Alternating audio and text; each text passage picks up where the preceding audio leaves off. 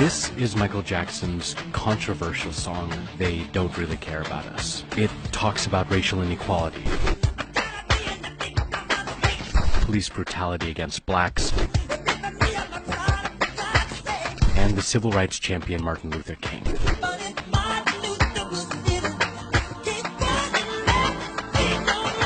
And it's still relevant today. Here's how. With the Civil Rights Act of 1968, legal forms of racism were abolished, but it didn't actually end racism in the U.S.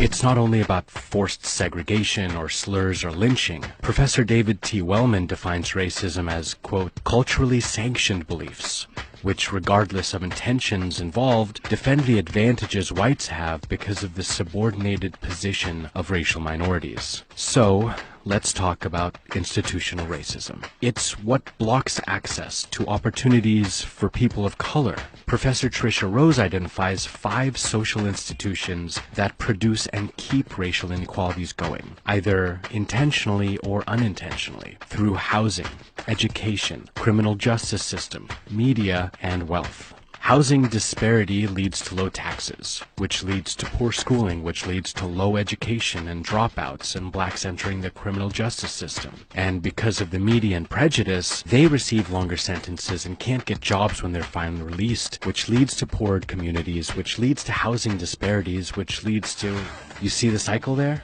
So let's start at the top. Today, the average white family owns 700% more wealth than a black family. A study by Brandeis University found that this disparity is due to the institutionalized racism in housing. You see, for decades, the Federal Housing Authority wouldn't grant mortgage loans to people of color. They'd rank all the neighborhoods in the country according to their loan eligibility, and black neighborhoods were marked red and assigned the lowest grade. Later, this rating system was taken up by banks and other institutions which denied home and business loans to people of color. This is called redlining, and although it's now illegal, the damage is still being felt today. Blacks couldn't get loans to buy property in their neighborhoods, and white real estate owners known as blockbusters held all the deeds. Without access to loans, black neighborhoods couldn't thrive. Homes weren't renovated, new businesses weren't opened, and existing ones weren't being expanded. It's what created ghettos and generational poverty.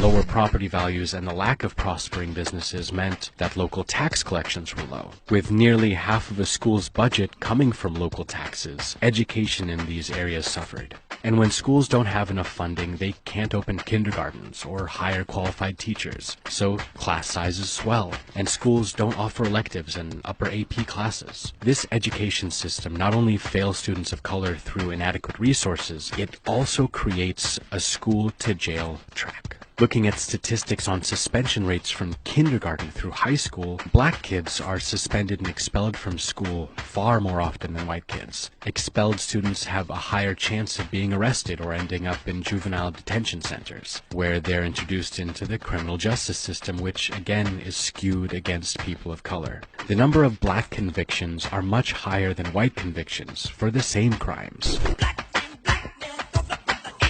Black people make up only 13% of the U.S. population, but they're 40% of the U.S. prison population.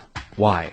It's all about perception. Black people are perceived as criminals, and this stereotype of black people as brutes became especially popular in 1915 with the movie The Birth of a Nation, praising the Ku Klux Klan's protection of white women from the sexual aggressions of free black men. The movie was screened at the White House, and President Woodrow Wilson reportedly said the film was, quote, like writing history with lightning, and its depictions were all so terribly true. And these perceptions have carried on.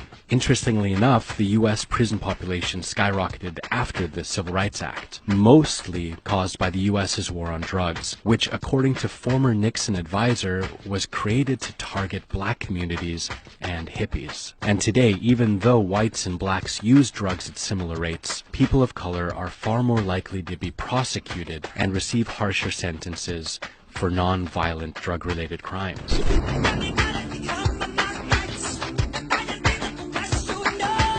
Only 13% of drug users are black, but 36% of people arrested and 46% of people convicted for drug-related offenses are people of color. At the current rate of arrests, 1 out of every 3 black males will go to jail at some point in their lives. And when they get out, they'll earn 21% less in wages than formerly incarcerated white people, which feeds into poverty, which feeds into housing, which feeds into schools, which feeds into prisons, which was fed by the media, and round it goes. 66% of the overall population and 70% of the white population think racism is individual rather than being built into laws and institutions. What do you think?